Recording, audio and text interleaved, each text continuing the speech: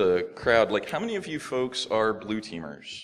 Do the defense stuff. Awesome. Cool. How many folks are red teamers? All right. How many folks think of themselves as purple teamers? All right. Yeah, that's what we're trying to help spread the word on the purple team, because red and blue working together is good stuff. Yeah.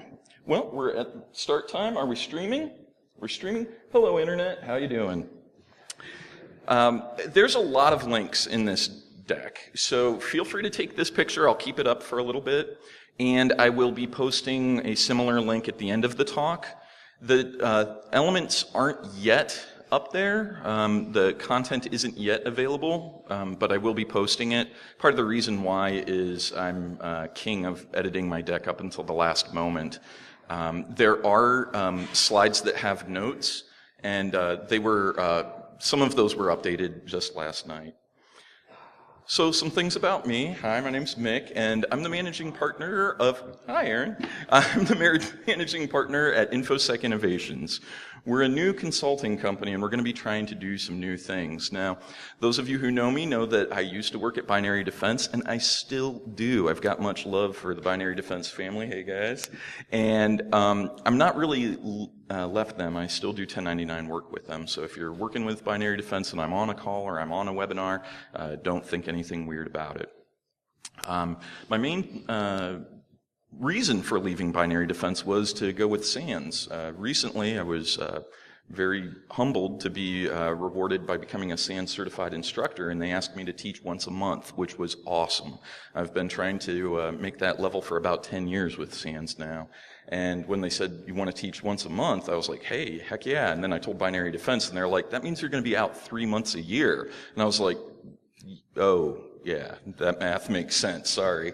So that's what kind of drove it. There's no like hidden anything else.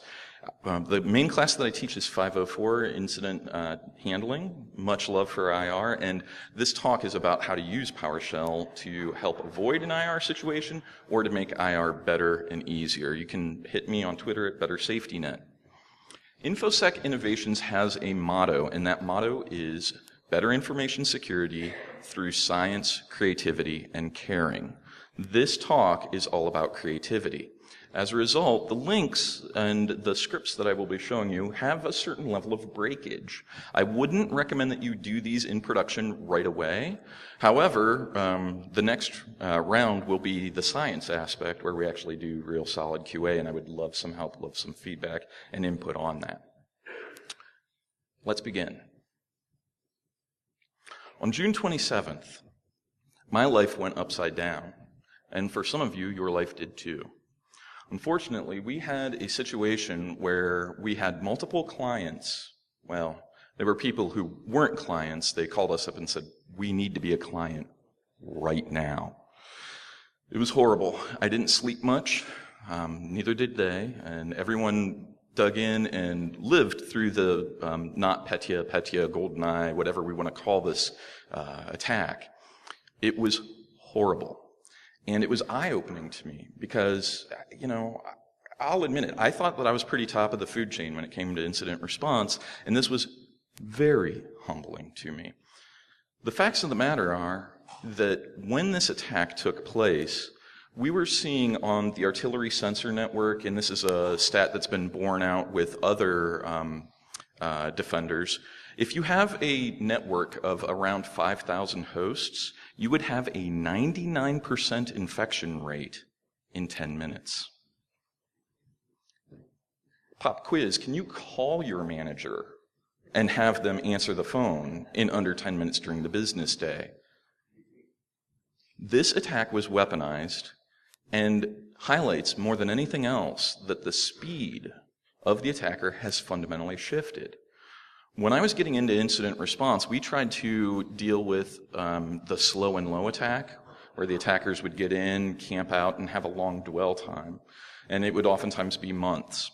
That no longer occurs. I wish it still were. I mean, make no mistake, it's really unfortunate when that takes place, but now what we're seeing is an attacker will get in maybe through a phishing attack or some other means, and then 90 seconds later they have gathered enough configuration information, netstat and the network shares, and they disconnect and they're gone.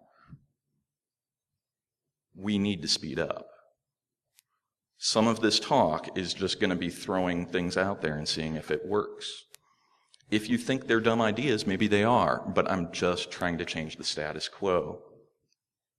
One of the things that really upset me about the PETIA, NotPetia attack was the community response. There were many people who said, oh, we're good. We are good. We're totally safe. And they have that smug look on that face. By the way, release the Wu-Tang. Come on. And to that, I say, yeah, okay, whatever. Because, folks have this audacity that, yeah, it wouldn't happen to us. Well, look at some of the people who were the victims of this. Major multinational corporations, some of which have an InfoSec department larger than your entire company. Gigantic corporations that were completely paralyzed by this. So to those folks who have that attitude, I'd say get over yourself. You need to understand that you got lucky because you didn't have a business partner in the Ukraine, or you got lucky because of some quirk of how the firewalls were set up at work. You got lucky. It wasn't your turn. And if you got hit with it, you have my condolences. I was there in the trenches. It wasn't really good.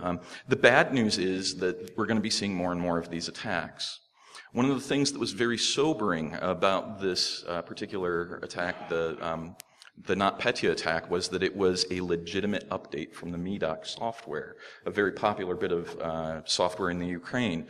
Since I've made this deck, there was the thing that happened with CC Cleaner, or C Cleaner, crap cleaner, right? This is an attack that is going to be around, and it's been around for quite some time. We're just seeing it now in a higher profile. And you have to start asking yourself, can you defend against weaponized patches from trusted vendors? Holy crap. What's even worse is that a lot of people say, well, we QA things. We'll put them in QA and set them up, and we'll detect it. No, you wouldn't. The MEDOC attack actually started on the 22nd of June. They sat for 5 days before they launched. This is probably the only time that you can be like, yay, we got a slow patch cycle, yay! That's the only time that's good. This is really sobering stuff. It's scary. And yet, in the face of this, people still are saying, we'd stop that. And I say, no, you wouldn't. And we see that people say, well, the vendor said blah, blah, blah. And one of the things that made me want to vomit when I was working and being super sleep deprived at those client sites was I would do like Google searches and I would see ads that would say, hey, we detect the NotPetia attack. Well, sure, now you do. Don't laugh. That is a serious problem in the industry. It's gallows humor that I have, but do you guys remember the whole Stuxnet debacle? They were like, oh yeah, we totally detect that. Yeah, after it got reverse engineered and everybody else was infected. It's crazy. So like when vendors say, oh yeah, we detect that, I say, yeah, cool story, bro. Because yes, you detect it now, but where were you in the moment of need? How dare you have the audacity to say that? To that point, really? Here's what your detection does. Yeah, you detect that attack. You detect it faster so that I can cash my cyber insurance claim. It's horrible. The industry is jacked up. If you haven't seen John Strain's talk, take a watch. He's right on a lot of things.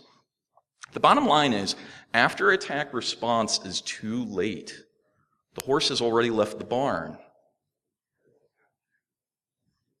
Maybe my auto response scripts are going to start up any moment now.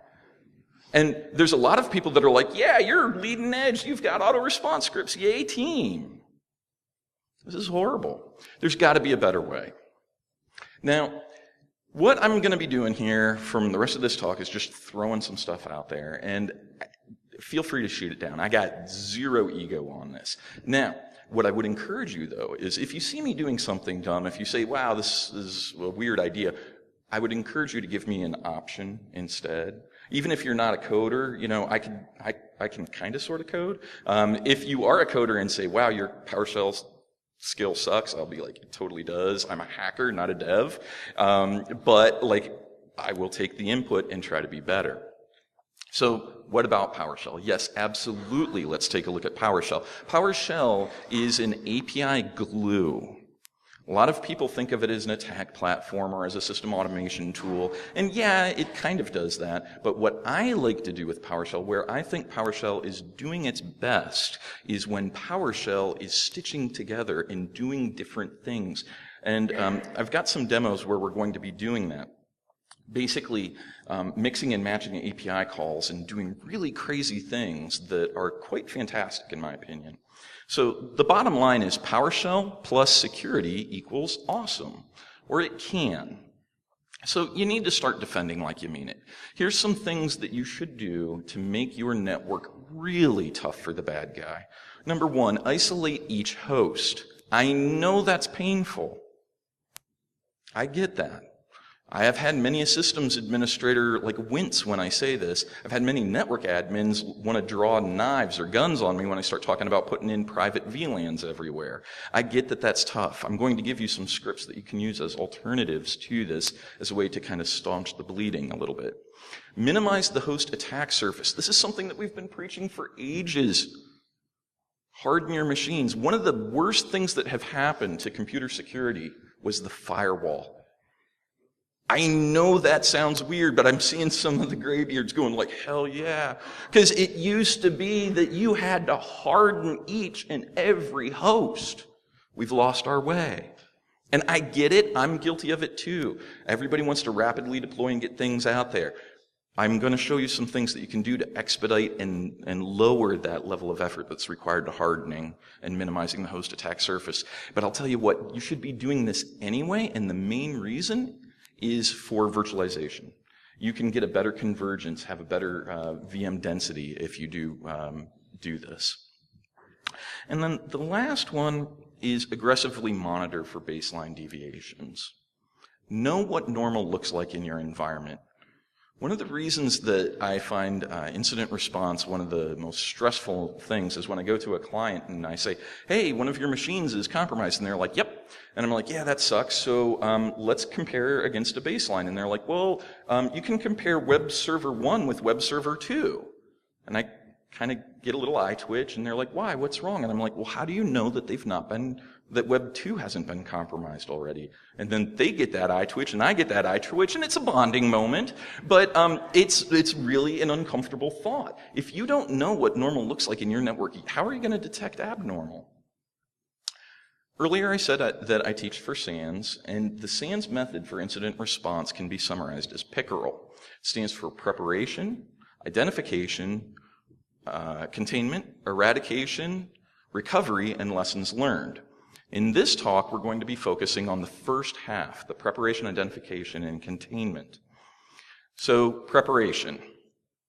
You need to isolate each host, and you need to harden each host. You need to make those endpoints secure. You need to make those servers secure. And I get that. I get that it's hard to do this. But there's plenty of ways that you can do this now. There's lots of good ideas and tools out there. You can harden the operating system via a variety of means. Pete, right up here at the front, hey, he's got an app locker policy that is bonkers. It drives pen testers to drink. Believe it or not, what he did is he made Microsoft an untrusted publisher. And it worked. Based off of GPO, you don't get to run command, you don't get to run PowerShell, you don't get to run diddly squat, and you basically are whitelisted for the applications that are required for your job function. And before you say, well, it's possible because Pete works at a small company, no. You might want to chat with him. He works at a very large, interesting company. I don't know if you can share that, but it's a fun place. Matt Graber gave a great tool on his lockdown mention. I covered it in the keynote. A couple days prior to Derby, he even made mention of it. You should check this out. I did some real quick analysis. It's pretty baller. It's a real good lockdown, and it applies damn near instantly. You can roll it out via GPO, SCCM, whatever you want to do. It's a really, really good way of doing it. You should also do things like harden the individual services. Please don't forget to do that. There's a great IIS hardening script that I've got in the appendix to this talk that basically goes through and makes a lot of config changes that makes it really nice and tight. Also, don't forget about the CIS scoring tools. Those are incredibly powerful. And all of these are covered in greater depth in the appendix of this talk, which will be available at this URL. So it's not up yet, but it will be. Now, all of these are things that you can get off the shelf, just download and use freely. What's wild is Microsoft has leapfrogged Linux in many counts. And among them is a thing called desired state configuration. You need to look into this. You need to look into this. You need to look into this. If you do nothing else after this conference, look into this.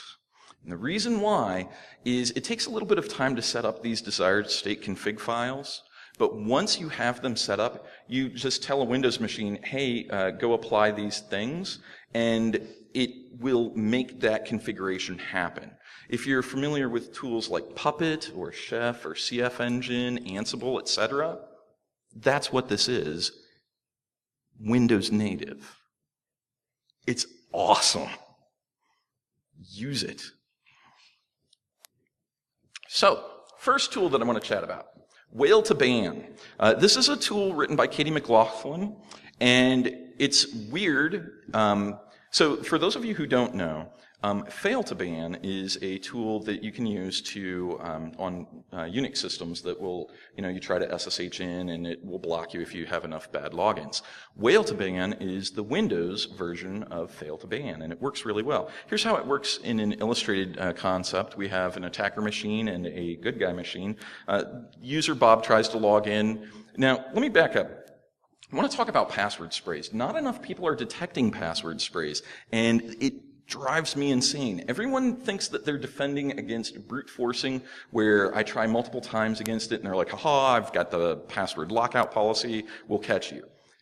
I don't do that. I never would do that. That causes account lockouts. That's noisy as all hell. What I do is I do a slow and low attack where I will try logging in with one account, but the same password. And I might do it like once a week or maybe once a day if I'm feeling sporty, so that when the user logs in, their password reset count is reset. So they try to log in. Nope, nope, yes, no, no, no, yes. And what's unfortunate is the larger your organization is, the greater statistical likelihood that this attack will work. So this works. It works well as an attack. Now, if you have, if you don't have Whale to Ban, what is going to happen? Let's see if I can get this going here. I know you can't see this. I'm just starting up my VM.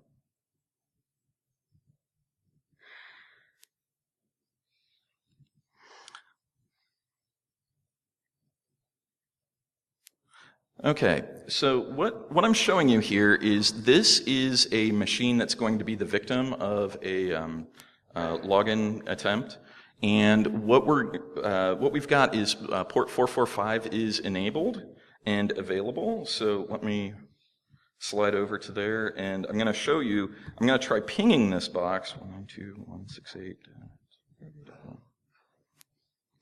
And the ping doesn't work because the firewall's up. But I'm going to show you that the port is actually open using the test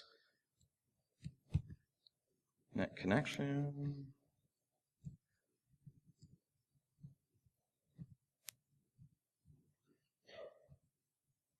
Now, what's going to happen is the testnet connection is like a port scanner basically built in, and you can see TCP test succeeded equals true, so that means that port is open. What we've proved here is that the firewall is up, running, and doing its thing. So now, let's slide over to the VM, and we're going to run the Whale to Ban system.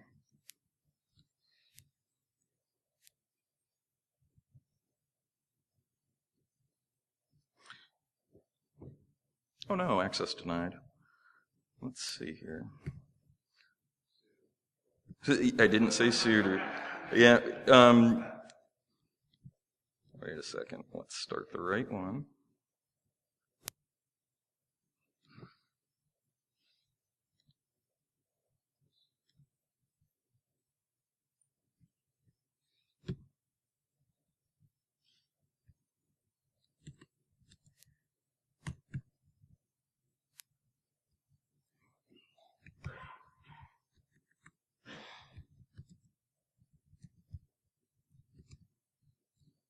Okay, what I've done is I've removed the PowerShell execution restriction policy, and now what I'm going to do is run WillBam, and cool. Now we're good to go. So now what happens is when I slide over to my attack machine, what I can do is I can do like net use star.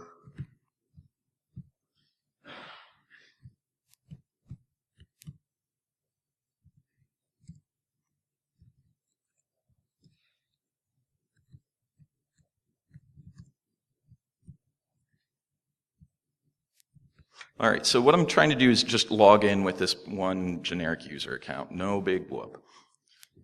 And so what we're going to do here with this net use account is basically test to see if that user account is available and if that password works. Now, it does take a little bit of time, mainly because it's demos. And we can see that we've got an attempt count of 1. All right, so password isn't... Here, let's maximize that. Password is not correct, so maybe we try a different user, and let's slide over, and we can see that we've got attempt 2. All right, drama, attention's building. What you want to do with this is you're wanting to set this threshold to one that reasonably isn't going to get triggered by a normal user. And come on. What I've got this one set for is to trip on 3, so it's basically a 3 strikes you're out. That's too low in the real world. What I would encourage you to do is maybe like an n+1, or maybe even n times 2, where n is the number of times it takes for a user account to lock out. And of course, the demo gods have foiled me in a more interesting way than I had anticipated by going slow. Well played, demo gods. Well played. Well,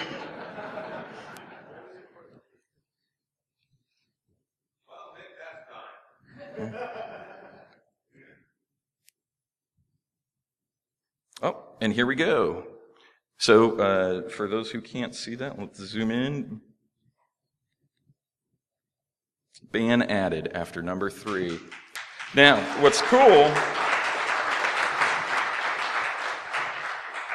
cool is this is going to just sit here forever. And now when I try to run this same net connection, same options, what's going to happen hopefully in a moment, it will simply say false. Now, it does take a little bit longer because if it can't do a normal TCP, it tries a variety of other couple connection attempts. So come on. There we go. Cool. So it says failed. So this is awesome. As a pen tester, if you do this, I'm going to hate you. And that's what you want, right? You want to really angry up the pen testers. All right, so back to our regularly scheduled programming. Okay. So basically, here's how this works. You log in with a couple. Whether or not you get in or not is irrelevant. What happens in this case is it's listening for an event ID of failed login, and so 3 failed logins will trigger, at which point your next request is denied and any subsequent requests are all denied. So this just kills the attacks dead. So you can get it here. Remember, you can't bill IR hours if the clients don't get popped. That's what you got to remember. Other things that you need to do is monitor for your problems. Please monitor for problems. Identification is the phase that most people think is just some sort of magical thing, and it's not. You got to figure out what's going on. One of my favorite techniques to do this is to do file integrity checks or file access checks. Honey files are a great way to do this. I tell folks, hey, turn on Windows File Access Audit. Yeah, that's the reaction I always get. I don't know, I really wish I had like a display of everyone's face. I saw a bunch of people go, ugh. How many people, and myself, I'm definitely included in this, how many people have installed Windows File Access Audit and have just bricked a system? Yeah, I totally get that, and I feel your pain. I feel bad for you. What I want to show you is a tool called File System Watcher. It's written by a guy named Big Teddy. Yes, I said Big Teddy. He's a huge dude in the TechNet community, and you really need to check this guy out because his PowerShell scripts are beautiful on 2 counts. Number 1, they're very well documented. So if PowerShell isn't your thing, I would encourage you to download his scripts and look at them so that you can get a handle on things. And then 2, he does some really neat scanning utilities, and this is a little proof of concept one that he wrote. So let's see if this works. No, it doesn't. Let's see if that works. Still doesn't.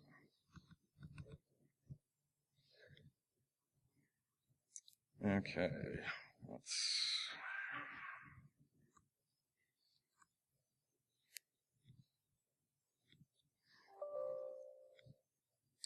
Okay, so what we're going to do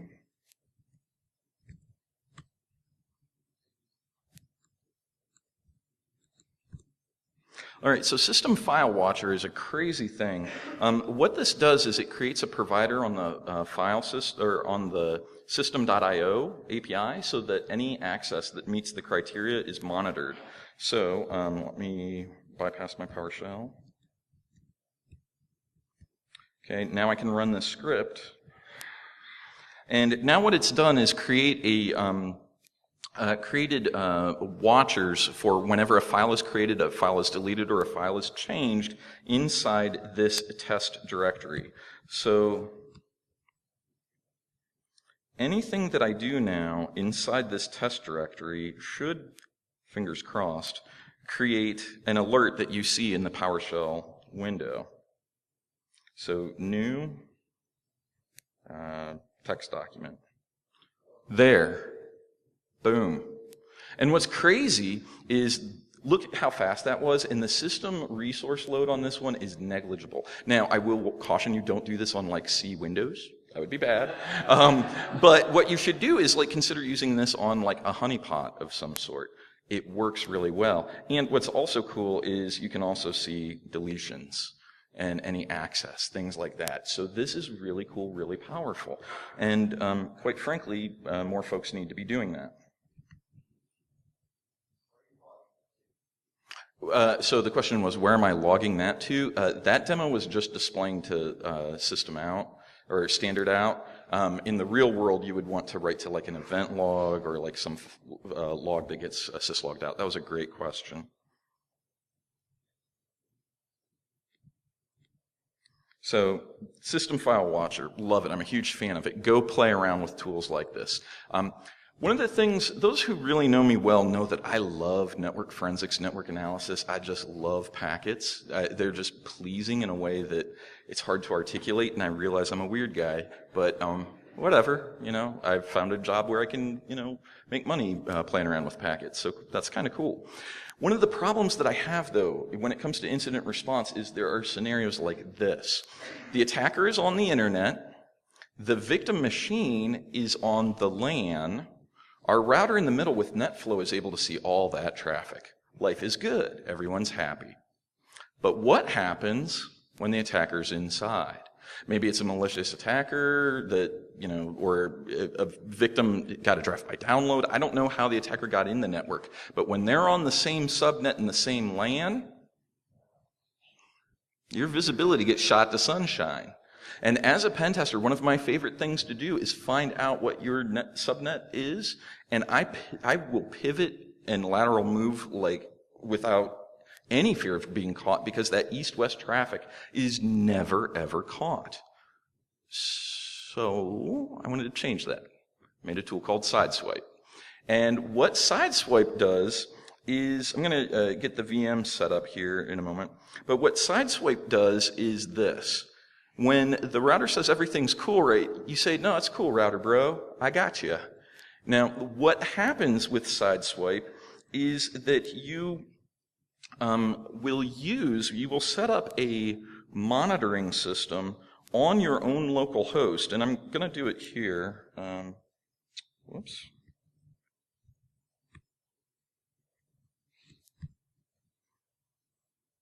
Oh.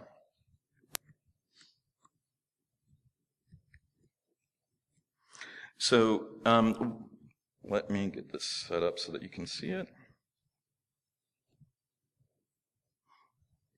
All right, now I just need to spin up a VM that can be our sacrificial system.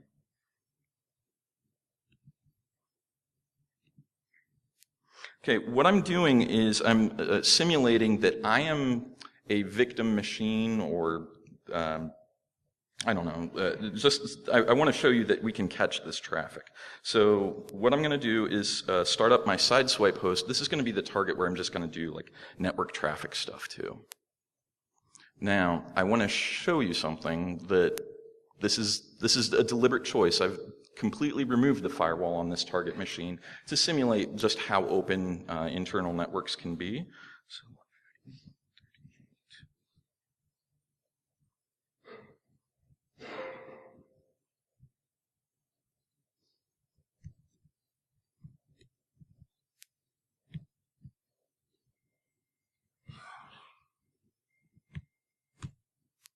oops.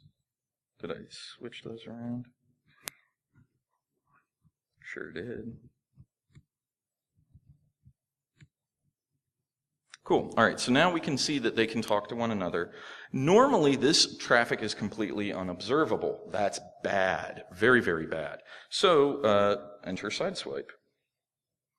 Oh man, I did it again without running it as admin. Bear with me just a second.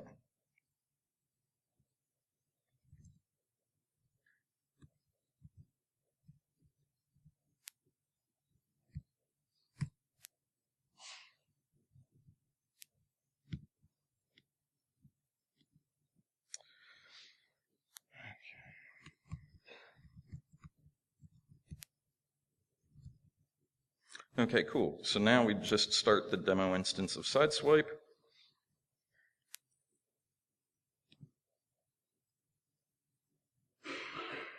Okay, so now this is running, and cool. All right, that's what we're hoping to see. And so now when I do this traffic, whatever, you know, like maybe do a net use.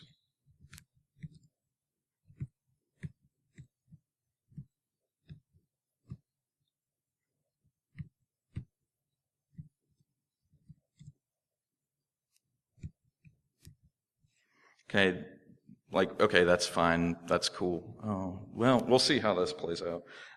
So now, what happens is I've got, if the demo gods were kind, on my C drive, no, I don't want to do that, I have a captures.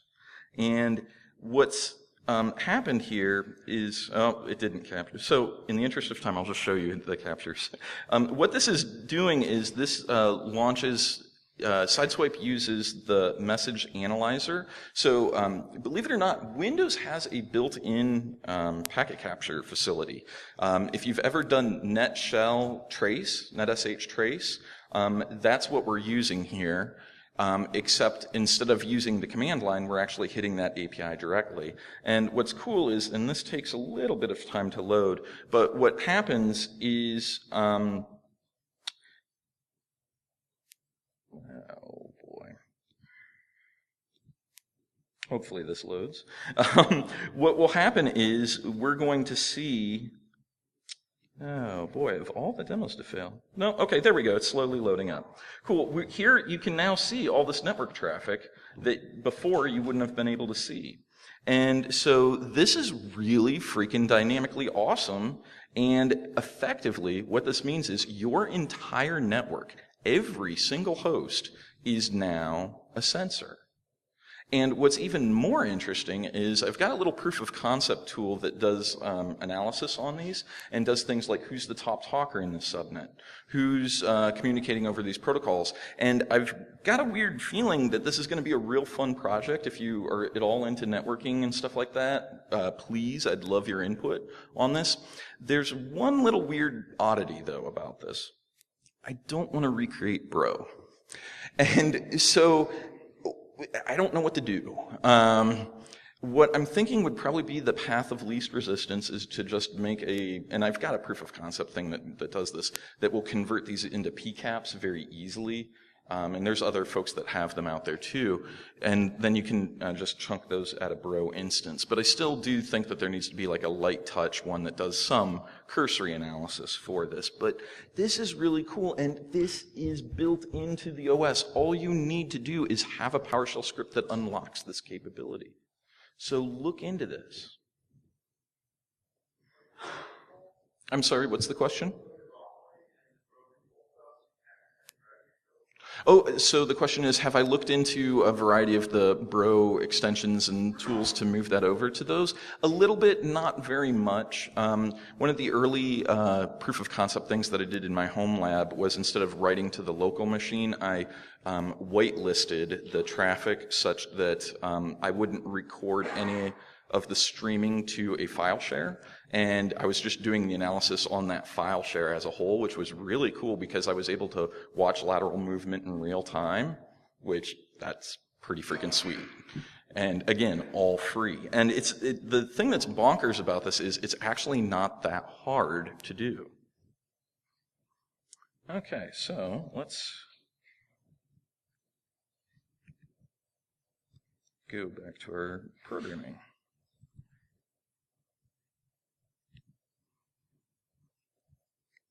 So that's Sideswipe. I'm a big fan of Sideswipe.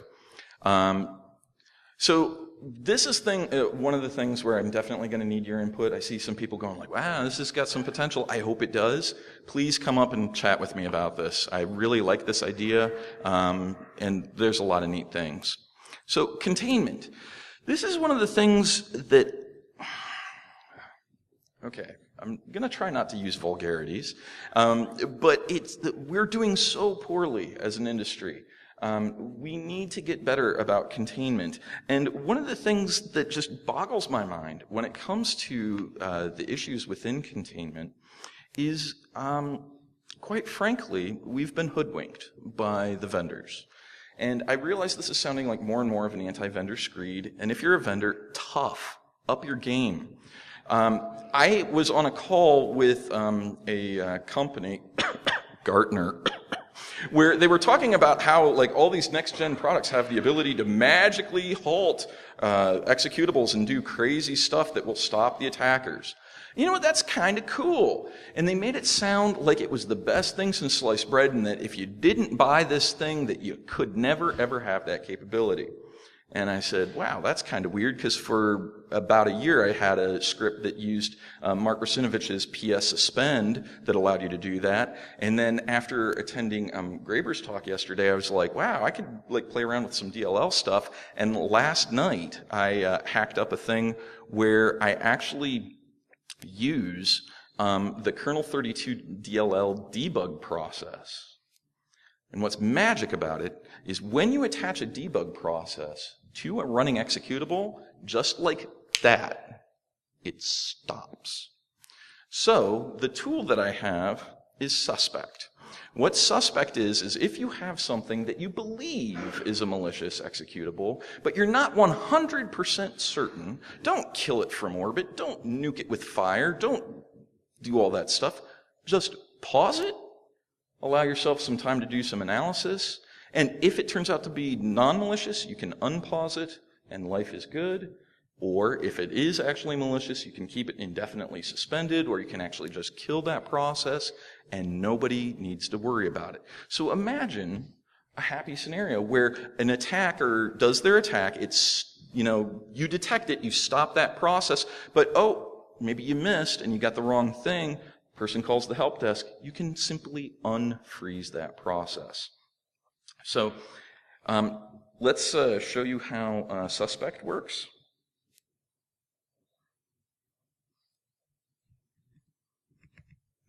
And there's going to be a whole lot more around suspect, but this is the heart and soul of it.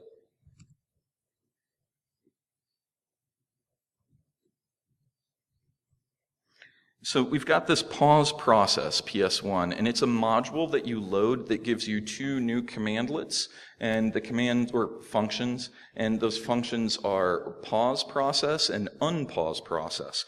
And what I'm going to do here is I have this suspect.ps1.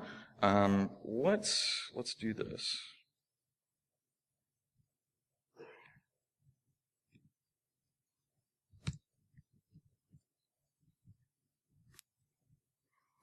So let me show you these. So just so that you see there's no tricks going on, this is simply a counter that's going to be showing the process ID of the PowerShell instance and just iterate. Like imagine this is some ransomware, I don't know, some whatever the bad guy's up to. So we're running suspect. Oops.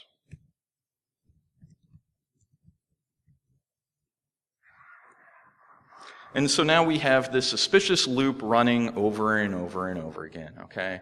So something happens, you detect it, and what you simply will have done in advance, or as this tool matures, what you could do is simply import module.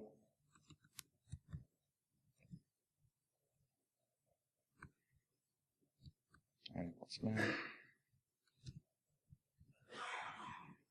Okay, so now these modules are loaded, and what I can simply do is pause, process, and then you simply pass it the PID. And now, the counting stops. Now, let's say for some odd instance your detection misfired. Oh no, what do you do? Ah, scary. Person calls and they say, hey, help desk, I'm trying to do the month-end reporting, what do? Help. And all they simply need to do is unpause, process, you type in the PID again, and it resumes like normal. The vendors would have you believe. Thank you. Thank you. The vendors would have you believe that this is dark magic and that you need to pay a whole lot of money for this. You don't. I found how to do this without using the PS internals executable based off of what Graber said just yesterday. Did a little bit of research, hit the Googles, and was able to put together a thing that basically extends this DLL, does it. And in the limited time that I've had, I have done as much stress testing as I can on the rig that I have here. There's zero process. There's zero RAM. This just works. We need to start changing and doing things differently. So I'm going to Control-C out of that.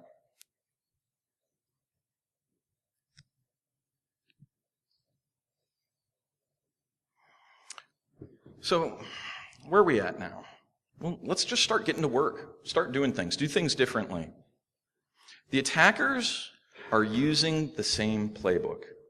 One of the reasons that I tend not to do pen testing is, one, I don't think I'm terribly good at it, but number two is I find it to be very, very boring. Let's start shifting things up. Let's start making it so that the attackers have to work a little bit harder. Now, I showed you just a couple tools, and there were plenty of others that I had as resources. And I wish I had a monitor to reflect what you guys are showing. There's some folks that are like, cool, let's start playing around. And then there's other people that have this kind of attitude, like, get all these things installed and configured. Ain't nobody got time for all that. Well, okay, that's fair. This might be a lot of time and effort, right? No. Fast fix. Check this out.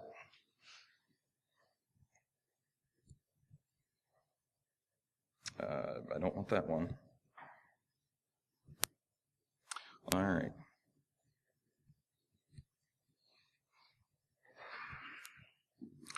Watch.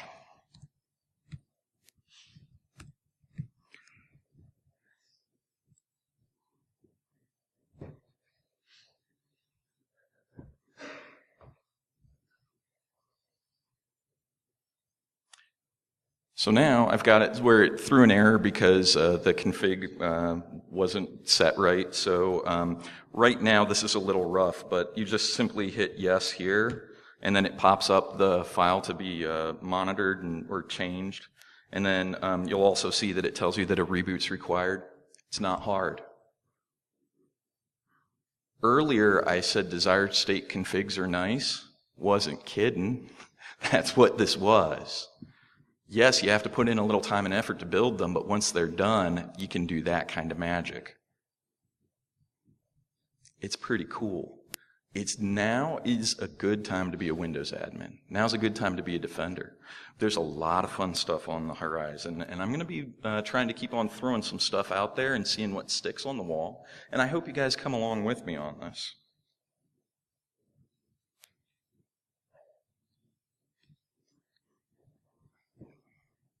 So, fast fix. Take a look at it. I'm going to try to make it hard for people to say, oh, but I can't do my job because it's hard. Now, I do have to say something, though. There is a saying that when you press the easy button, God deploys a botnet in your network. One of the things... This is very true, though. Does anybody remember the digital forensics tool Coffee that was given out for law enforcement? You would put it on a USB stick and it would gather a lot of evidence. It was a static thing. The bad guys made decaf. That's what it does. One of the reasons that you as a blue teamer are always going to be playing catch up is if you are doing static defense and doing the same thing that everybody else is doing, you are going to be a known commodity.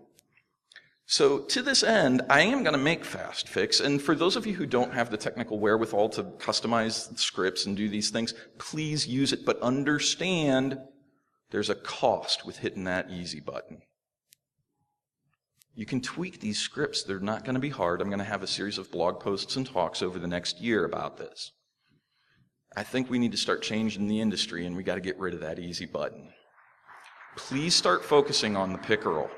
Start focusing on the first half, because it is now easier than ever to do the preparation, the identification, and containment. Remember what Shia LaBeouf said. He said, I find this proactive approach to be a nuanced approach in an endpoint defense, and just kidding, no. He said just do it. So go out there and start doing stuff. Start playing around. Save your endpoints. One of the things that makes me super angry is when I go to more of the suit-type conferences, I will from time to time hear people that are well-regarded in the industry and say, you know, we're giving up on the endpoints. It's all a wild, wild west. We're going to do bring your own device, and quite frankly, I don't care if they get ransomware on it. That's stupid as the day is long, because as an attacker, please and thank you. Like, I would love to have a base camp where you're not caring what the attacker's doing. So you need to save the endpoints, and if you do, by saving the endpoints, you save the enterprise. Please start pissing off the pen testers. Angry up your attackers. I'm out of time, but this is not the end. This is the start. Go fight. We can win. Here's how you win. Isolate your host. Minimize the attack surface. Monitor for baseline deviations. Thank you so much for your help and attention. I love Derbycon, love your attendance. Thank you all.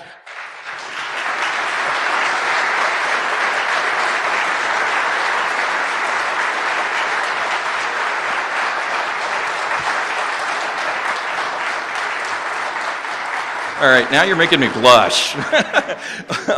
Want to give a shout out to the podcasters out there. Be listening to the podcast. Thanks, Breaking Sec, for letting me do. If you don't know about this, Breaking Sec, check them out. I did like a 6-week-long shenanigans of me breaking demos and having a rough time. Honey, thank you for letting me stay up late and doing goofy stuff with PowerShell.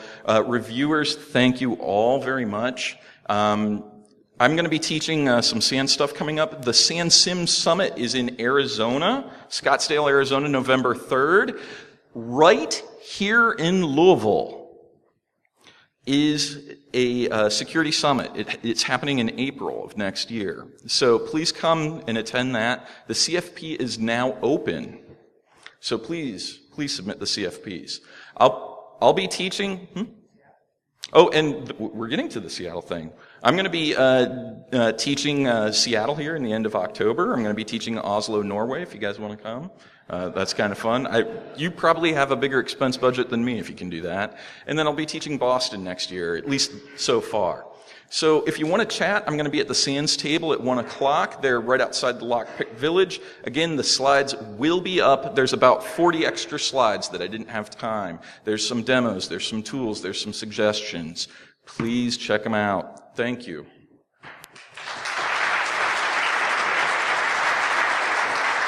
Thank you, Internet.